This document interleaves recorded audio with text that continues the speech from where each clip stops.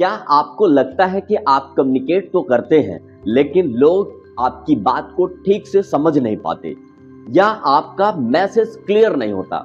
अगर हाँ, तो आप बिल्कुल सही वीडियो पर हैं। पार्ट 1 में हमने कम्युनिकेशन की डेफिनेशन और उसके बेसिक्स समझे थे।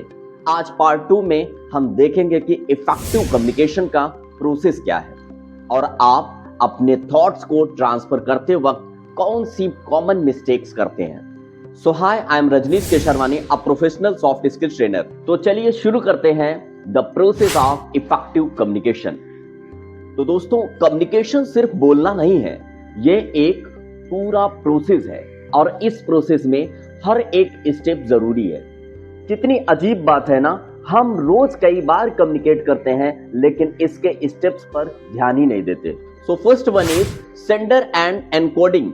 सबसे पहले आता है सेंडर, मतलब भेजने वाला, और एनकोडिंग मतलब विचारों को रूप देना।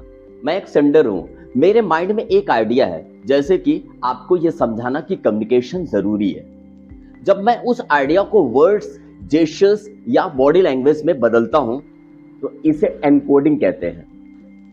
Second one, message and medium. Message क्या होता है? जो मैं बोल रहा हूं, और मीडियम क्या होता है? जिस तरीके से मैं बोल रहा हूं। जैसे अभी मैं YouTube वीडियो के जरिए आप तक पहुंच रहा हूं। अगर आपको कोई इंपॉर्टेंट बात अपने बॉस को बतानी है तो क्या एक व्हाट्सएप मैसेज ही सही मीडियम होगा? शायद नहीं। इसलिए मीडियम को सोच समझकर चुनना बहुत जरूरी है। And third one, receiver and decoding. अब आता है रिसीवर, मतलब आप, और डिकोडिंग, आप मेरे मैसेज को सुनते हैं और अपने एक्सपीरियंस व नॉलेज के आधार पर डिकोड करते हैं। अगर आपका माइंड कहीं और है तो आप डिकोड गलत करेंगे और यही से मिसअंडरस्टैंडिंग शुरू होती है। Fourth one, feedback. और अब सबसे इंपॉर्टेंट स्टेप, फीडबैक। जब आप मुझे कमेंट्स में बताते हैं या जब आपका दोस्त आपकी बात सुनकर सिर हिलाता है तो वो फीडबैक होता है। फीडबैक ही बताता है कि मेरा मैसेज सही तरह से पहुंचा या नहीं। अगर फीडबैक नहीं मिला तो कम्युनिकेशन का प्रोसेस इनकम्प्लीट है। Biggest barrier in communication.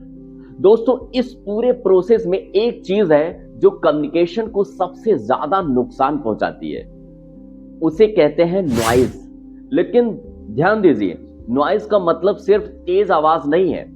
Physical noise जैसे ट्रैफिक की आवाज या weak internet connection, psychological noise, ये सबसे खतरनाक है। जब रिसीवर का माइंड कहीं और हो, या वो स्ट्रेस में हो, या फिर वो आपकी बात को जज कर रहा हो, तो वो साइकोलॉजिकल नॉइज है। याद रखिए, इफेक्टिव कम्युनिकेशन तभी होगा जब सेंडर और रिसीवर दोनों इस नॉइज को कम करने की कोशिश करेंगे।